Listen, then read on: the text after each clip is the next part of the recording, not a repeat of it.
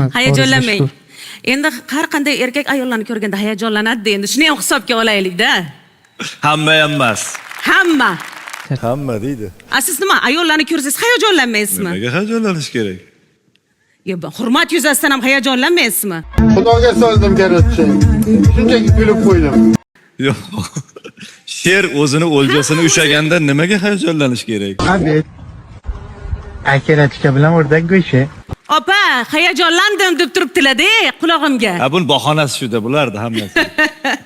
Javohir, juda ham xursandman. Bugun hayajonlanmadingiz.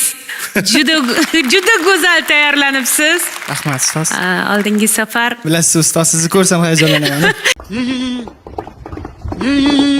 Ko'rdingizmi? Shohjahon ko'rdingizmi? Uka, bunaqa hayajonlanaversang uylanmay o'tib ketasan. Hayajonlanib yuribdi bu. Iltimos meni o'lja qilmanglar. Qarama shu opangga hayajonlanma, qo'y. Hech kimga o'xshamagan hayajoni ham bor ekan bu yigitda. Hozir Shohjahon gapirmasin. Bu shu Dilnozaxonni ko'rsalar hayajonlanaveradilar.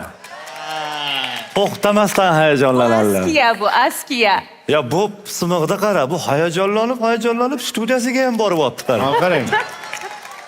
Yo, bu Hayajondan bu ustoz. chiqarmoqchi bo'lganda bu vohliroq chiqarib yuboribdi. Hali chiqarib ulgurganim yo'q edi, Javohir. Ha, billa borardik aytsang.